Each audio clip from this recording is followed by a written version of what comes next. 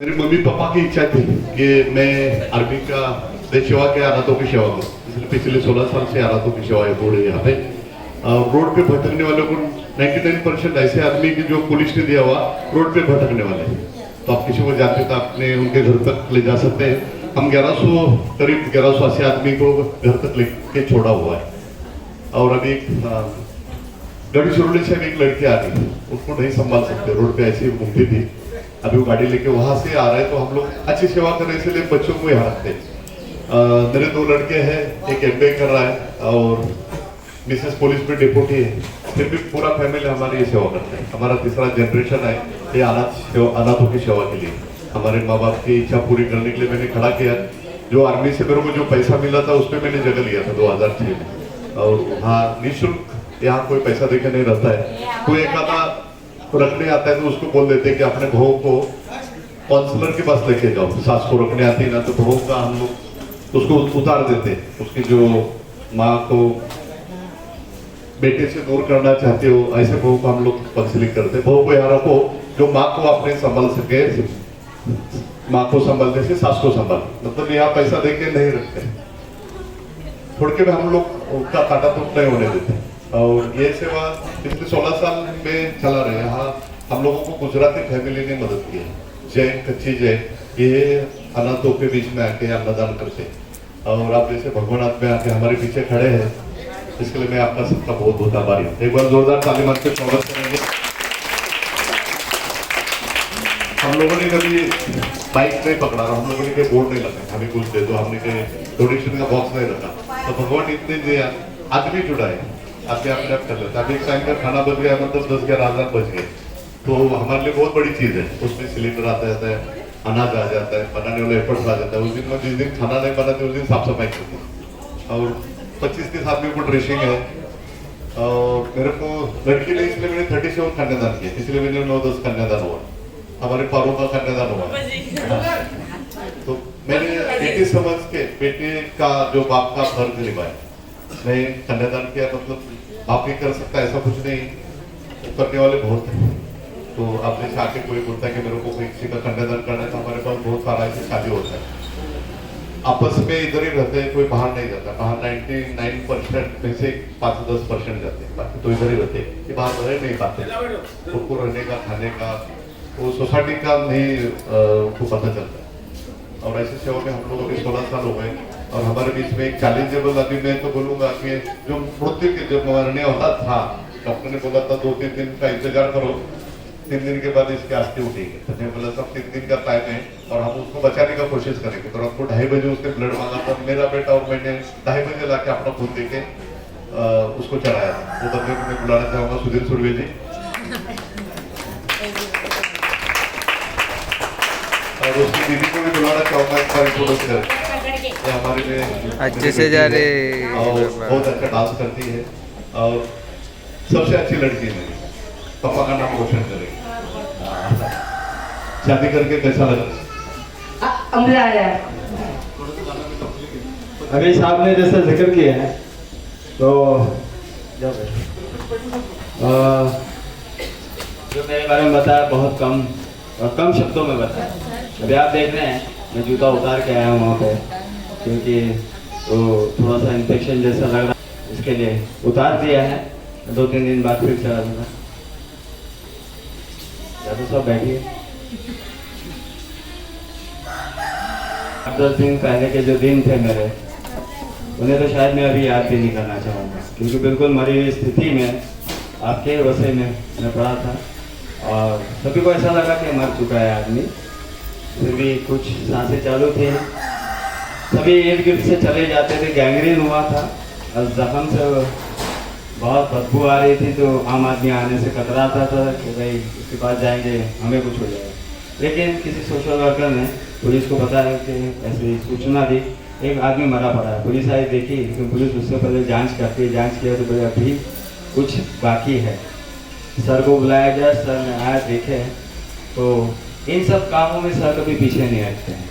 लेकिन दिक्कत ये थी कि मैं और मेरा इलाज ये दोनों यहाँ तक आना संभव नहीं था।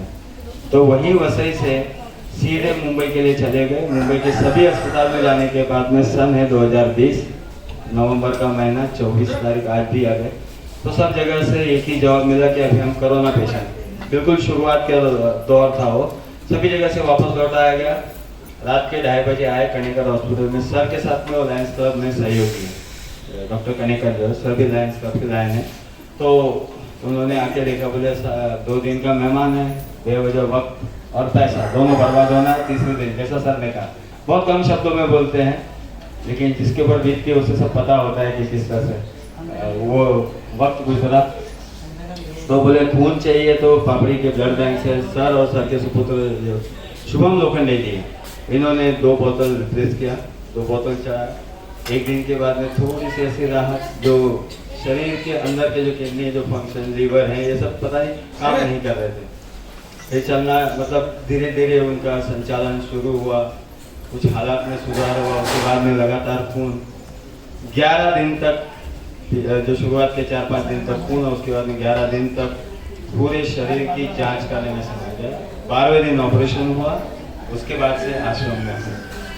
मतलब मुझे आज भी यकीन नहीं होता है जब भी कभी आते हैं। और एक बात तो कहना चाहूँगा कि आज आप सब लोग पूरे परिवार के साथ में आए हैं, बाकी सब और लोग भी अन्नदान करते हैं साथ, वहाँ से जैसे सर से मिलते हैं, दोपहर के अन्नदान का कितना होगा आप हमें बता दीजिए, हम उसका पे कर देंगे, आप अपने हिसाब से बना के बांट दीजिए। लेकिन आपकी बात अलग है, आप सभी अपने आज परिवार के साथ में पधारे हैं, और वो भी अवकाश का दिन होने के बावजूद, क्योंकि ये रविवार एतवार जो होता है, जैसे छुट्टी के दिन होते हैं, लोगों के अमूमन अपने अपने काम करने का वक्त होता है, अपने जो पूरे हफ्ते के बाकी रहे, ऐसे समय में कई रिसोर्ट, होटल, पिकनिक स्पॉट, ऐसे वर्ल्ड है जहाँ घूमने की जगह, ऐसी जगह पे लोग जाना पसंद करते हैं, न कि आश्रम जैसी जगह पे आके। और यहाँ आने के बाद में कम से कम आपको 2 से 3 घंटे का समय तो आपके पास होना चाहिए। इतना पर्याप्त समय आपके पास में हो तो आप बेझिझक किसी भी ऐसी सेवाभावी संस्था में जा सकते हैं, ताकि वहाँ पे जाकर आप ये जान सकें कि इसका संचालन क्या है, कैसे लोग हैं, किस तरह से जीते हैं, क्या इनकी दिन की दिनचर्या है, ये आप जान पाएंगे। तो उसके बाद में करा था, जैसे मेरे बारे में करा था, लेकिन जब ऑपरेशन हो गया यहाँ पे आके मैं 6 महीने, अभी दिक्कत शुरू होती है। जैसे बोलते हैं ना कि एक पिक्चर चालू होती है तो क्लाइमेक्स में ही ज़्यादा मजा आता है। तो मैं यहाँ बैठे बैठे सोचता था कि ये जो 6 महीने से मैं बेड पे बैठा हूँ और यहाँ लोग मेरी सेवा कर रहे हैं, कोई चाय ला रहा है, कोई खाना ला रहा है, कोई वॉशरूम ले जा रहा है, तो ये सब दिक्कतें मैं देख के सोचता था कि इससे अच्छा तो मर गया होता। जब एक अपने बलबूते पर जीने वाला व्यक्ति जब दूसरे पे निर्भर हो जाता है तो वो जिंदगी मौत से अच्छी नहीं होती, बदतर होती है जिंदगी। तो मैंने अपनी समस्या सर से बताई, तो सर उससे अच्छा होता था कि आप वहीं छोड़ देते, 2-4 घंटे या 2-4 दिन में वैसे ही जान चली जाती। ये तो और मुसीबत में आपने डाल दिया, कोई ये कर रहा है, कोई वो कर रहा है। मुझे खुद अंदरूनी तौर पे ऐसा महसूस हो रहा कि मेरी वजह से और कई लोग तकलीफ में, ये जो भावनाएं जागृत हो गई थी, जैसे एक नकारात्मक सोच हो गई, अरे कोई बात नहीं 2 महीना और जाने दो, अभी जख्म हरा है, कुछ कोशिश है। तो 2 महीने बाद सर ने बोला कि कल सुबह तैयार रहना, हमें जाना है, और उस दिन से पैर लगा के मिला। डॉक्टर ने जब पैर लगाया था, जो आर्टिफिशियल लेग जिसे जयपुर फुट कहते हैं, तो कहा था कि भाई 2 महीना लगेगा आपको चलने में। तो पता नहीं अंदर क्या एक जुनून है मेरे कि जब मुझे तकलीफ होती है तो मैं और तकलीफ सहन करने की सोचता हूँ, ताकि पुरानी तकलीफ को भूल जाऊँ। सिर्फ आपको विश्वास दिलाता हूँ, एक महीने में दिन गिन रहा था कि मैं कौन से दिन अपने पैर पे चलूंगा। जूता लगाया, वॉकर लिया, वॉकर मैंने 15 दिन में छोड़ दिया, स्टिक ले लिया, स्टिक को भी छोड़ दिया। उसके बाद में अपने पैरों पे मुझे चलने में मात्र 1 महीना और लगभग 5-6 दिन लगे। तो ये सब मैं इसलिए कर पाया क्योंकि मेरे मन में ऐसे मैंने ठान ली थी कि कब तक दूसरों पर निर्भर रहूं, और फिर चलना चालू किया। अब इसके बाद में फिर एक सोच लिया कि जब तक साहब के साथ में जुड़ा हूं तो मेरे से अगर 1-2 व्यक्तियों को भी अगर मैं सेवाएं दे पाया जो बिल्कुल ही नहीं चल पाते हैं, तो मैं समझूंगा कि मेरा जीवन सार्थक है। और मैंने जिंदगी में किसी गुरु नहीं बनाया था। आश्रम में आने के बाद में लोखंडे साहब को इतना करीब से जानने का अवसर मिला, मौका मिला, उनके साथ में आश्रम का जैसे कामकाज होता है इसकी गहराई तक देखने का, इसे समझने का मौका मिला। तो मैं सोचता हूँ कि दो लोगों की भी अगर मैंने सेवा कर दी तो मेरी ओर से जो मेरे गुरु हैं तो इस शिष्य की ओर से वो उनके लिए गुरु दक्षिणा स्वरूप होगी। मैं क्या दे सकता हूँ साहब को, साहब ने इतना कुछ दिया है मुझे, तो मैं बहुत आभारी रहूँगा। और मैं आए हुए तमाम अतिथियों को मराठा लाइफ फाउंडेशन अनाथ आश्रम परिवार, साथ ही इस आश्रम के संस्थापक अध्यक्ष डॉक्टर मेजर श्री किशन लोखंडे जी साहब, कार्यकारी अध्यक्ष श्री बापूराव लोखंडे जी साहब की ओर से आप सभी गणमान्य अतिथियों का जो आज अवकाश के दिन यहाँ पे आए और आपकी ओर से अन्नदान हो रहा है, इसके लिए मैं आपका स्वागत करते हुए आपने जो समय दिया है इसके लिए मैं आपको धन्यवाद देना चाहता हूँ। और आज अवसर भी ऐसा है हमारे बीच में आप अतिथि गौतम चौहान साहब जिनका 21 अगस्त को जन्मदिन था, साथ ही सतीश कथेरिया साहब जो आज यहाँ पे नहीं यूएसए में है, यूएसए में है, जिनका आने वाले कल में जो 11 सितंबर को उनका भी जन्मदिन है। तो मैं ये दोनों अतिथियों को, जो हमारे दोनों अतिथियों का जन्मदिन है, इस जन्मदिन के शुभ अवसर पर मराठा लाइफ फाउंडेशन अनाथ आश्रम परिवार की ओर से उन्हें ढेर शुभकामनाएं देता हूँ और ईश्वर से प्रार्थना करता हूँ हमारी ओर से कि आप हमारे अतिथियों के जीवन में सुख समृद्धि खुशहाली ईश्वर बहाल करें, आपके जीवन में कभी दुख तकलीफ हो ही न, जो भी काम को आप हाथ में ले उसमें आपको कामयाबी मिले, आप कामयाब हो, कामयाबी मिले और आप अतिथि जहाँ कहीं भी रहें स्वस्थ रहें, सुखी रहें और सुरक्षित रहें, यही ईश्वर के चरणों में हमारी मंगल कामना रहेंगे। क्यों सुखी रहे, स्वस्थ रहे, सुरक्षित रहे, शायद हम अपनी ओर से कहना चाहते हैं कि आप जैसे अतिथियों की सही में जिस प्रारूप को अपना रहा है वो ठीक नहीं है। जब आप जैसे लोग आकर जरूरतमंदों के बीच में एक एहसास को लेके आते हैं कि इस दुनिया में लाने में ईश्वर का जितना योगदान है और इस समाज का हमें बढ़ाने में जितना योगदान है, तो क्यों ना हम इस समाज के उन निचले तबके के लोगों तक पहुंचने की कोशिश करें जिन्हें शायद आपकी जरूरत है और आप ये कर रहे हैं, इसके लिए कोटि कोटि धन्यवाद। 580 लोग जैसा सर ने कहा था, यहाँ पे जितने भी 95%, ये 3 सालों में बहुत कुछ जिंदगी के करीब जाने का, जिंदगी को जानने का, समझने का और उस प्रारूप को, उस तकलीफ और मुसीबत को जैसे समझ के फिर उस दिशा में प्रयास करें। मैं आप ही नहीं, आज मैं जूता नहीं पहना करके आपको आश्रम नहीं दिखा पाया, वरना जितने भी अतिथि आते हैं तो मुझे ऐसा अंदर से लगता है कि सबसे पहले जिस तकलीफ को मैंने भोगा है उस तकलीफ को मैं आप तक पहुँचाऊँ। इसके लिए सबसे पहले पहल करता हूँ, सभी को आश्रम दिखाता हूँ और एक गुजारिश करता हूँ कि अगर आपसे हो सकेगा तो इन लोगों के लिए कुछ आपकी ओर से जो करें, जो इनके काम का और इन्हें काम आए, इनकी जरूरतें पूरी हो। अब तक के जो गुमशुदा लोगों में ये जो 95% लोग देख रहे हैं, ये सभी पुलिस द्वारा दिए गए साहब, और ये पुलिस द्वारा देने के बाद में एक पुलिस के पत्र पे यहाँ पे रखा जाता है और जब इन्हें ले जाने के लिए कोई आता है तो दूसरा पुलिस का पत्र हमें जरूरी होता है, ताकि उस पर लिखा होता है कि हमने जो व्यक्ति दिया था उसके रिश्तेदार आए, आप उन्हें सौंप दें।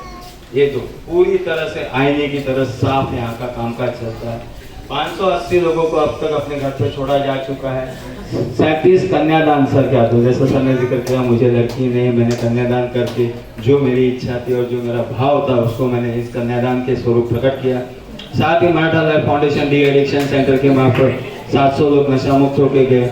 अब इतनी उपलब्धियाँ पिछले 16 वर्षों के सफर में अगर पलट कर देखें कि इतिहास क्या है, तो ये इतिहास की उपलब्धियां हैं, लेकिन इसके साथ में कहीं एक दुख की लकीर भी है जिसे कहते हैं 233 लोग यहाँ हमारा साथ छोड़ चुके हैं जो इस आश्रम में आए। उनके इंतजार में आंखें खुली की खुली रह गई, लेकिन उनके लिए कोई रिश्तेदार आया नहीं। तो यहाँ पे जी रहे लोगों के लिए तो मैं खाली इतना कहना चाहूँगा कि या खुदा तूने मुझे दर्द के काबिल बना दिया, मेरे जिंदगी के तूफान को कश्ती का साहिल बना दिया, तमाम दुनिया भर की चुनौतियां समेट कर तू कुछ न बना सका तो तूने इसे हमारा दिल बना दिया। तो ऐसा ही कुछ माहौल यहाँ का है।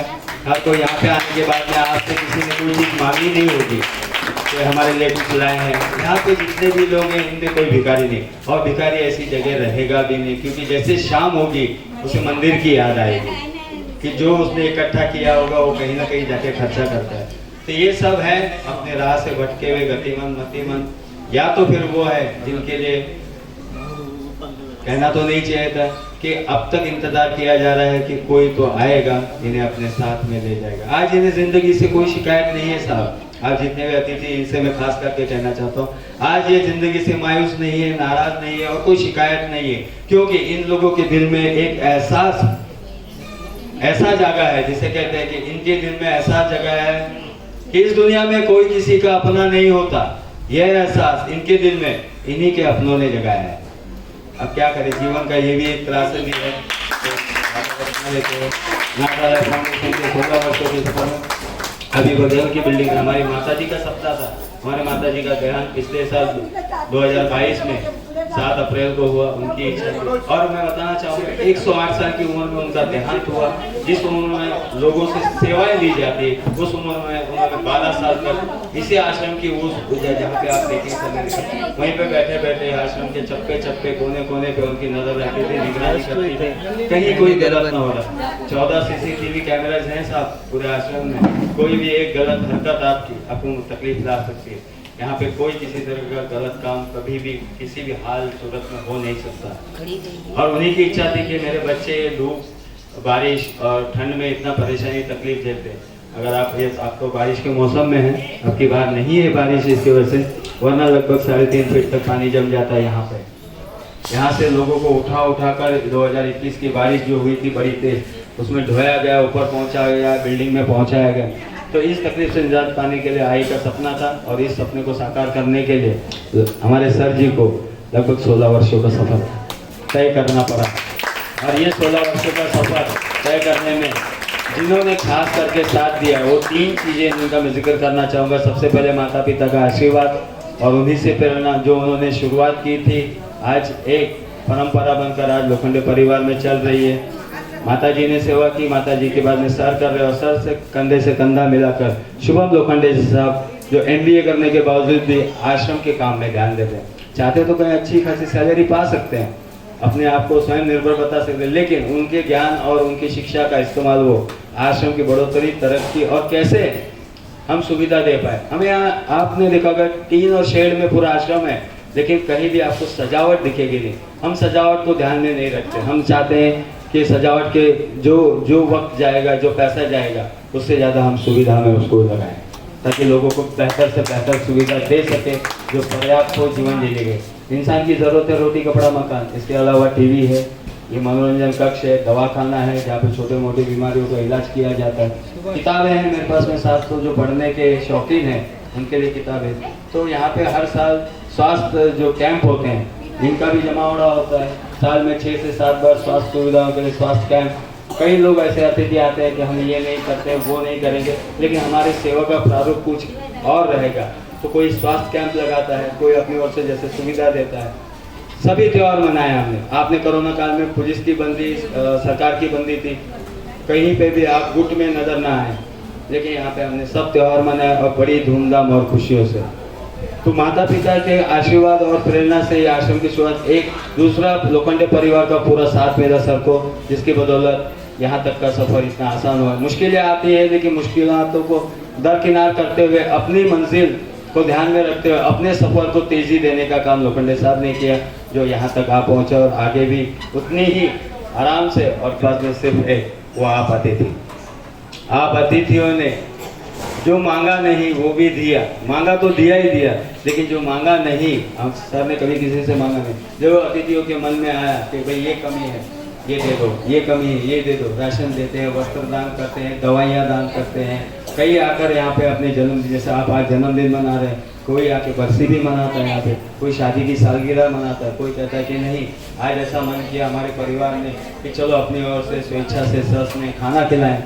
तो इस तरह से आप लोगों ने, अतिथियों ने जो सहयोग दिया, इसके लिए तो ईश्वर से भी प्रार्थना करूँगा कि हमारे अतिथियों का जो हमारा ये साथ है ये कभी भी न, जो आकर जा चुके हैं, आप आए हैं, और जो आने वाले अतिथियों को भी मैं धन्यवाद देता हूँ। इतना बोल के मैं अपने 2 शब्द पूरे करता हूँ। और आपने जो इतना इत्मीनान से मुझे सुना या कहिए कि सहा, इसके लिए आपको कोटि कोटि धन्यवाद, बहुत बहुत धन्यवाद। मैं टीचर आंटी को बुलाना चाहूँगा, हमारे आश्रम के सदस्य हैं मृदुला, और बहुत काम करती हैं। 75 साल की उम्र है, सिलाई कढ़ाई बुनाई सुबह योगा कराना 1.5 घंटे से 2 घंटे तक, उसके बाद में मंदिर व्यवस्थापन में आरती पूजा वो करती है, उसके बाद में भी समय बचता है तो किचन के कामों में सहयोग करती है। 75 साल की उम्र में 25 का जो जोश है वो देखने रहेगा। मैं आपको उनसे मिलाना चाहूँगा। तालियां बजाएं भाई टीचर आंटी के लिए। 75 से तो हम भी दुनिया में नहीं रहे।